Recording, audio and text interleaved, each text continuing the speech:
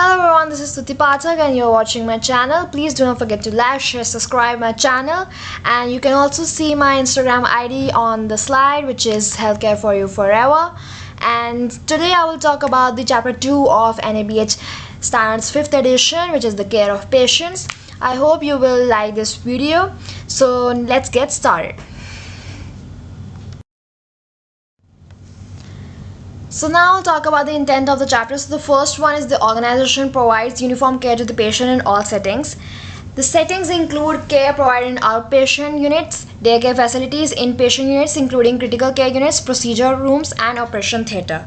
So this basically means that the care that is provided to the patient should be uniform in all kinds of departments, like in outpatient, in daycare facilities, in inpatient, including critical care units, procedure rooms and operation theatre.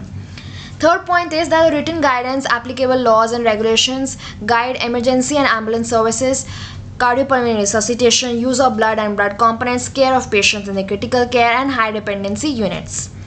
So there should be a proper guidance or document which includes all the procedures and applicable laws and regulations that will help in guiding the emergency and ambulance services, cardiopulmonary resuscitation, blood and blood components, care of patients in critical care and high dependency units to how to carry out the procedures so as to provide the patient care. Then written guidance, applicable laws and regulations also guide the care of patients who are at high risk of morbidity, mortality, high risk obstetric patients, pediatric patients, patients undergoing procedural sedation, administration of anesthesia, patients undergoing surgical procedures and end-of-life care. So now we will move on to the next slide to talk about the rest of the points for the intent of the chapter.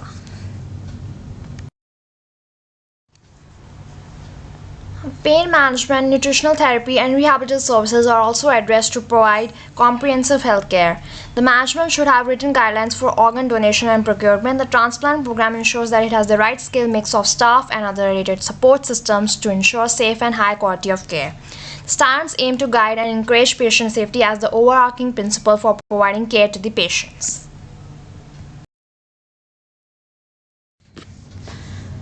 Okay, so now I'll talk about the first standard, which is the uniform care to the patient is provided in all settings of the organization and is guided by written guidance and applicable laws and regulations. This I have already explained in my previous slides under the topic intent of the chapter, where uniform care has to be provided to all patients in all kinds of settings like inpatient, outpatient, critical care units, emergency services.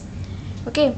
So the second standard is the emergency services are provided in accordance with the written guidance, applicable laws and regulations. So emergency services are one of the services of the clinical care. Okay, and this has to be provided in accordance with the written guidance, applicable laws and regulations. Then COP3, ambulance services ensure safe patient transportation with appropriate care. This means that safe patient transportation has to be there. The patient has to be transferred from one place to another with appropriate care, or else it will lead to harmful consequences to the patient. And the fourth standard is the organization's plans and implements mechanism for the care of patients during community emergencies, epidemics and other disasters. So there is a particular plan, a strategic plan to avoid the harmful consequences of the community emergencies, epidemics and other disasters. So this is all done to take care of the patient. Then the fifth standard is cardiopulmonary resuscitation services are provided uniformly across the organization. So now I'll move on to the next slide for the next 5 standards.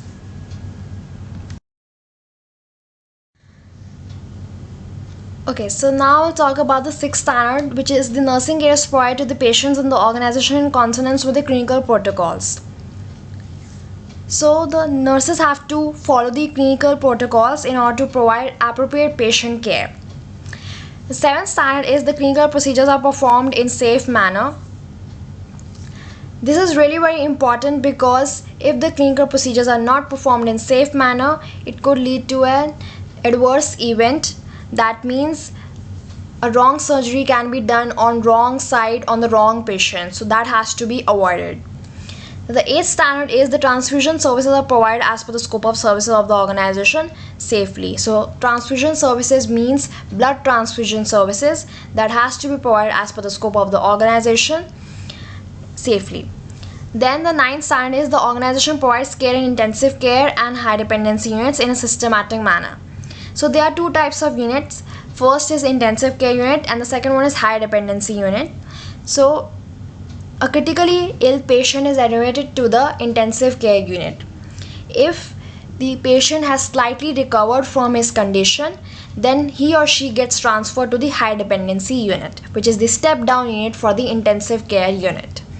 The 10th standard is the organization provides safe obstetric care. So obstetric basically deals with childbirth, pregnancy and postpartum period.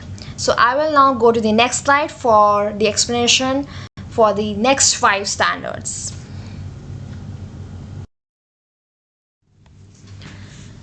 So the 11th standard is the organization provides safe pediatric services. So these pediatric services are basically given to the children by the organization. 12th standard is the procedural sedation is provided in consistent and safe manner. Sedation is given to the patient to perform the procedure on their body parts. 13th standard is anesthesia services are provided in consistent and safe manner. This is done prior to the surgery, so to make the patient unconscious. Then 14th standard is surgical services are provided in consistent and safe manner. Surgical services are provided in operation theatre. Surgery is done in operation theatre. 15th standard is organ transplant program is carried out safely. Now we will now move on to the next slide, which talks about the last 5 standards of this particular chapter. 16th standard is the organization identifies and manages patients who are at high risk of morbidity and mortality. 17th standard is pain management for the patient is done in a consistent manner. 18th standard is rehabilitation services are provided to the patients in safe, collaborative and consistent manner. This means that the rehabilitation services are provided to the patients after the surgery has been performed so that they can recover from the disabilities and diseases. 19th standard is the nutritional therapy is provided to the patients consistently and collaboratively.